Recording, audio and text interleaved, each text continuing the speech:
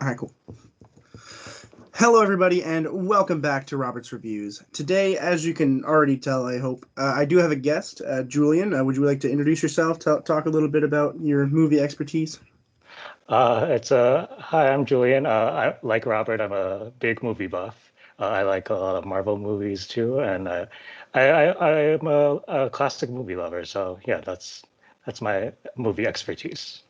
Awesome. So we're bringing the expertise here, and if you guys remember, we did Guardians of the Galaxy approximately a few months ago. It was about 120 days from when this is released.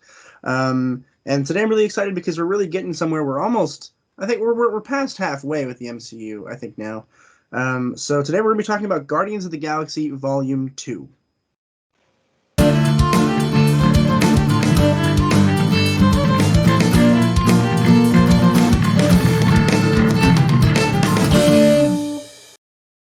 Guardians of the Galaxy Volume 2 was written and directed by James Gunn, and it came out in 2017. For those of you who are unfamiliar with the plot or need a little recap, essentially what happens is Chris Pratt, who plays Star-Lord, he meets his father, sort of, and we learn that his father is a planet, and his name is Ego, and they have this like really crazy relationship, and it's interesting, and it's a fun ploy on a Marvel movie because we have seen Guardians of the Galaxy Volume 1 already, and while it was fun and action packed, we didn't have a lot of backstory, and this kind of goes back and gives us a little bit more of a backstory into how we kickstarted the Guardians of the Galaxy. So, Julian, what did you think of the writing and the directing of this film by James Gunn in comparison to the first film? In comparison to the first film, I think the writing in the first one was a lot better. Yes, I entirely agree. This one felt really slow to me, and then the ending just kind of felt cheesy and uninteresting. There was only one plot that I actually really enjoyed in this film, and that was the plot that involved Yondu. I actually really like Yondu in this film more than most of the other characters, which is a problem because, he dies. So it's like, it really sucks because, we're unlikely to see Yondu again. However, I am hoping we have a Guardians of the Galaxy um, Disney Plus TV show where we can actually see, like, a teenage Guardians of the Galaxy, Star Lord, and we have Yondu raising Star Lord. I think that'd be a really fun series. I don't think we're likely to get it, but I think it'd be really cool. No, that would be really interesting. Yeah. Yeah, I would watch it. Yeah. What did you think of the main villain here, Ego?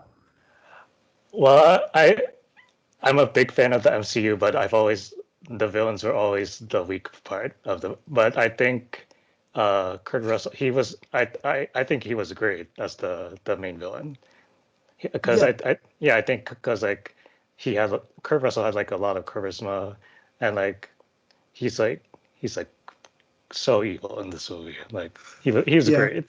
I totally agree. I totally agree. I think that so particularly with the DCEU, are you familiar with the DCEU? Have you watched like some films in Yeah, that? yeah. Mhm. Okay. So I finished watching. I'm caught up until I have just finished watching Suicide Squad. So that's how far I've gotten in the DCEU. And I think that in general they don't have very good heroes, more so than I think their villains are more well rounded than MCU ones. And this one, I liked Ego before he was a villain. I liked Ego when he was a father to Star Lord, and we got introduced to him, and then all of a sudden he kind of became a villain. And I don't think the transition was very good, and I think that in general the last fight felt kind of cheesy to me, and in general just not particularly strong. However, the performance by Kurt Russell was really good. Have you seen the Christmas Chronicles by any chance? I have not. It's on Netflix and it's got Kurt Russell in it, and it was Yeah. really solid. I would recommend watching at least the first one. The second one's not as good as the first one, but the first one's really, really solid. I'd recommend that. Let's talk about some of the acting real quick. Let's talk first about Chris Pratt, of course, as Star Lord. What did you think of him in this movie, and if there's any comparisons to the first movie? I like Chris Pratt in both movies. Yeah, I think Chris Pratt in general is really good. He's a really well-rounded actor, and in this movie, he's funny and like he gets to know his dad. But I think in general, I think I liked the character more in the first film. Yeah. because I think having the father in this movie is like really good, and I like that. But it also kind of takes away a lot of his imperfections and like a lot Yeah, of his issues. Because in the first one, he relied on the fact that like he's like, I was raised by basically aliens, and I don't really have any father figures. And as soon as he gets one, it's like, okay, well, that could just be the end of Star Lord's character arc there. If they allowed it to be. They didn't, though. They made him a villain, so that's fine. But I think overall, Chris Pratt was good in this film. I don't think he was as good as the last film, yeah. but I do blame a lot of that on the writing. Uh, so I'm hoping that James Gunn can pick it up and make it a little better for the third one. I'm excited because Thor is going to be in it regardless. I think it's going to be as Guardians of the Galaxy. It'll be really fun. Yeah. Zoe Saldana as Gamora. What did you think of Gamora in this one? I feel like the same way I did like with the last movie, like she was probably the weak link, like in terms of like the Guardians. And like I just think like I don't like the first time I saw like I thought like the whole thing with like Gamora and like Starlight, like I thought it was okay, but like watching it again, like I just wasn't that interested in like the whole like romance like subplot. I totally agree, and I think it's an issue because we're supposed to like our protagonists here. We're really supposed to like the two together because it's going to make it when she dies in the next couple movies. It's supposed to resonate with you more. But when she died, I was like, eh. Like I kind of felt more sad for Thanos in Infinity War than I did for Gamora. I was like, oh, he lost his daughter, but like, which is a problem because you really don't want that. I mean, I think it was really smart to have it play that way, but the general fact that like I didn't care that she died in the next movie is a problem, and I think a lot of that has to do with the second movie. The first movie I didn't like her very much either, but I think I enjoyed her character more. Whereas in this one, she just kind of feels pushed aside and not important almost at all, Yeah. which you never really want to have happen to your protagonists here. Next, we have Dave Batista as Drax. I love Drax. I think Drax is hilarious. I think he's even more funny in this film than the previous one, and of course, I think he's even more funny in Infinity War. But what do you think?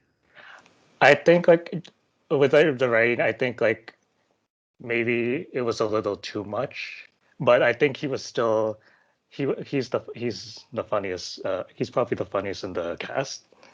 Yeah, I agree. I think maybe it was a little over the top. And I think a lot of that has to do with the fact that they were so convinced that this needed to be a comedy Yeah, that they kind of threw jokes in there. If yeah, they had made this a different tone as the first movie, I think it might have sold better. But I guess I'm and I wrong. think like the with the first movie, it was like a surprise. You didn't know Dave Bautista could do that, but then James Mhm. Gunn's like, oh, everyone knows he could do it, so like let's add in more jokes. But Yeah. I still think he did a great job in the movie.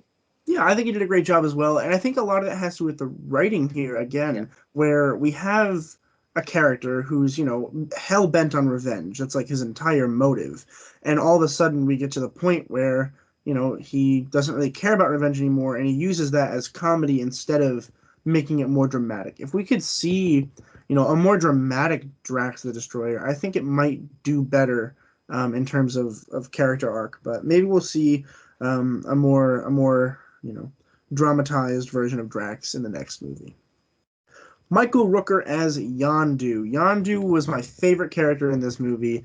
I think he wasn't particularly great in the first movie, but in this one it's so good because you see this balance between good and evil, right? Like we realize that Yondu isn't evil because he likes being evil, but he's evil because he thinks that's what he's supposed to be. And then towards the end, we kind of see him realize that whatever he does, it's for his own interest. He can be good, he can be bad. It's similar to Star Lord, where technically Star Lord was a bad guy until he was a good guy. And I think it's really interesting that they brought that idea back with Yandu, and then we get to see a lot of him, and fans really enjoyed him, and then they killed him off, and it was one of the most painful permanent deaths of the MCU so far. In fact, I think it might be the first permanent death of the MCU, which is bold because they just started to like the guy, and then all of a sudden they killed him off. What did you think of Yondu in this one? I agree. I think he was the best part of the movie. I like what they do with and he even gets like the great like action scene with like the arrow. I thought that Yeah, was and the music to that was so good. Oh man, I really enjoyed Yondu in this one. I hope we get to see Yondu again. It's unlikely we see him in a future MCU movie, but if we yeah. see him in a show that's about the past, I think we could bring him back. And I think that might be something they're strongly considering because a lot of people were really upset when Yondu died because they just started liking Yondu, which is definitely a problem. Karen Gillan as Nebula. So what do you think of Nebula in general? I did like her in this movie, maybe more so than in the first one. Yeah, I think I liked her more in this movie. I think I've never been a huge Nebula fan, like in general. I think she's more one of the wasted Guardians, where we can see some better Guardians. Like, Star-Lord is great, Drax and all them, and the Nebula just kind of feels like she's not a Guardian. Particularly in this movie in the past year where she's more evil than she is good. But then we had that whole sister fight between Gamora and Nebula, which plan, they probably wouldn't have included this in the movie. But we needed to see a change in Nebula because she had to be good for Infinity War and for Endgame in order to have that Nebula switch they do in Endgame. So I think it was interesting that they decided to do that in this movie instead of in the beginning of Infinity War and stuff like that. And it was definitely a big side plot that felt kind of rushed. It felt like it could have been its own movie, and it might have been better if we got to see this sister rivalry become less important to them than their safety because they're literally like shooting giant guns at each other until all of a sudden they're like, "Oh, the planet, we gotta go!" Like they're just like friends, and it was just like the most awkward fight in the world. But it's just like it's so awkward. I don't understand why they had to do that, but they did, and I'm a little upset about it. Yeah. Kurt Russell as Ego. Please discuss Kurt Russell and your thoughts on him as Ego. Like I said earlier, I think he's one of the better MCU villains, and Mhm. I can see why you said you like him before he like turns out like all evil. Like I like his like chemistry with like Chris Pratt, and then he does all the evil stuff. Yeah, I think that maybe Kurt Russell might not have been the perfect fit for the role. I can't put my finger on who would have played him better because I don't think there is anybody, but just something doesn't quite resonate with me with him being an evil person because he's not a very good evil person. He goes from pretending to be very good to being very bad.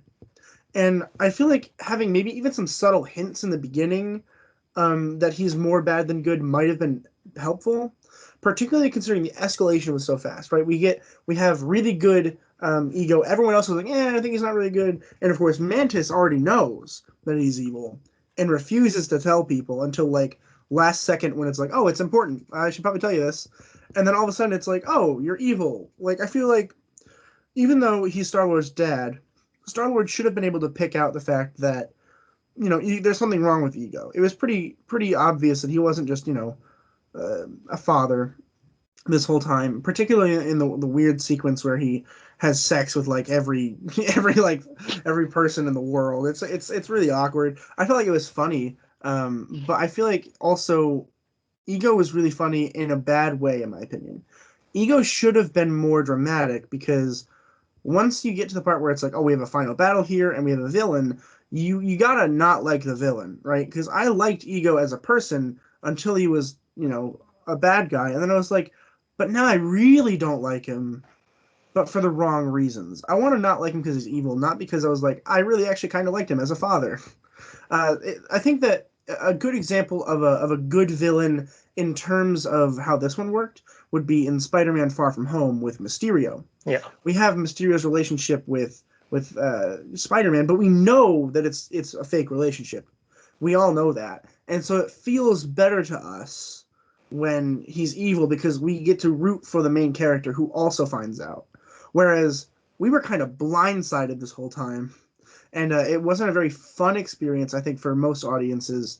Whereas in Spider-Man: Far From Home, it was like finally he realized, like, but I don't know, maybe I'm overanalyzing it a little bit, but No, I understand that completely. yeah, I think that they could have done it a little better. I'm not complaining necessarily about it, but like I think it could have been done better. Yeah.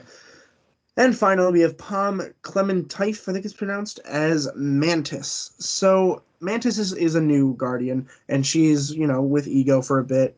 And I don't understand why Mantis is in this movie or in the MCU. I don't really get why she was introduced, and I don't like how she was introduced. It felt rushed in like a not good way. Like in the first movie of Guardians of the Galaxy, we had all of these characters, like all five of the Guardians of the Galaxies, five or six or however many there are, and we see this gradual like inclination to be together. Whereas they're forced to be together. Whereas Mantis is just like, oh, I'm Mantis, and like I'm here, like, oh, I fight for you guys. I honestly might have preferred seeing a villain Mantis, where we have Mantis teaming up with Ego, because Mantis has been with Ego for so long. You'd think that she's just evil, but she's not. And they never really explain why she's a good person, more so than like, oh, I have morals, and it's like fine, but like, why? What did you think of Mantis? I actually liked. I liked her. I liked her when she was her scenes with like Drax. I feel like Mm. a lot of her scenes were with Drax, and like I feel like we got maybe just like a little glimpse of like Drax like emotion, like, and she like because like she guess she like under like he I don't know how to explain it. No, I get it. That's actually an interesting point. I didn't think about that till just this moment. Where if we didn't have Mantis involved in the plot, we would have less Drax. Yeah. Because she's able to show us the feelings of Drax, and Drax is known for not being particularly outward with his feelings. Yeah. So I think that's actually that made me like Mantis a little bit more. Thank you. Yeah. I now can fully understand why she's introduced in the plot. Um, that's interesting. They should use that more often as a plot device in Yeah. future films, because that's an interesting thought. I never thought about that. Thanks. That was good. Yeah. Wow. I didn't think about that at all. I'll be contemplating that for a while. That's Yeah. interesting. But what do you think of the? We'll talk about the score real quick. What did you think of the soundtrack and the score and all of that? Um, I I like that he James Gunn didn't use like everyone knows this song like, but I still like the soundtrack in the first movie better. Yeah, I agree. I think that it's an interesting concept that we're going to continue with this and Yeah. have this thing. My main concern is so we have Volume 1, which Yeah. is obvious. It's the original tape player. Volume 2, which is the new tape player that his mother gave him. And then now we have the MP3 player thing that he found for Volume 3, which has, thousands of songs. So I'm curious to see how they're going to pick and choose specific songs for the next one, considering particularly that this MP3 might have more like newer songs. Yeah. Because obviously these old ones are going to be from the 80s because that's like when he grew up and stuff. But now we have this opportunity to introduce newer, more modern music to the MCU in this movie. And I don't know if they're going to actually do it or not. But if they only stick to 80s music, I might be a little confused as to how, obviously it's possible that Star-Lord chooses only the 80s songs because that's what he likes, but he's also going to have to experiment with these new songs. So I'm curious to see what happens in terms of what do we get music-wise in the Yeah. next. Guardians of the Galaxy 2 or 3 is scheduled to come out in what, 2022, 23? I believe so. Uh, Guardians of the Galaxy Volume 2 or Volume 3 is in 2023 sometime. That's Oh, insane. Wow, that's wow. that's a long time from now. But I'm going to give my rating after you give your rating, and then we'll compare. What do you think of the movie? So I knew going into this like it's gonna be hard to top that last movie because I loved that last movie. There was a lot I liked, and there's a lot that I thought could have been better. So at the end of the day, I think my rating is a C. Wow, wow, you're not very generous, are you? I'm going to give. I could have given it worse. I agree. I think I'm actually going to give this movie a B plus.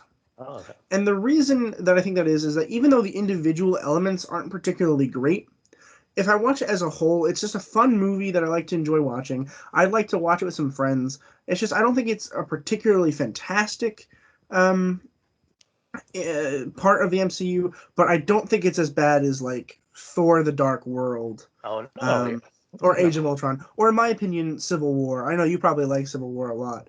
I liked it a little more than you did. Yeah, I didn't really like Civil War very much, and I think this is a little better than Civil War, in terms of overall theme and in general likability of the movie. Yeah. But I appreciate you being here, and I appreciate your input. I learned a lot from this, and Yeah. I hope our fans did too. Let's see, what do I have planned? Where are we in terms of February? Tomorrow we have my Minions review coming out, and Friday is The Queen's Gambit. I filmed The Queen's Gambit like literally a month ago because I watched it way too fast. So I'm excited for that to come out tomorrow or on Friday because I'm looking forward to that. So I think that's going to do it for me today. Thank you, Julian, for coming in. Of You're more than course. welcome to come in whenever you want. Just like let Yeah. me know and Yeah. we'll set it up. So thank you so much for watching, everyone. As always, keep watching movies and television, stay educated, and I'll see you guys in the next video.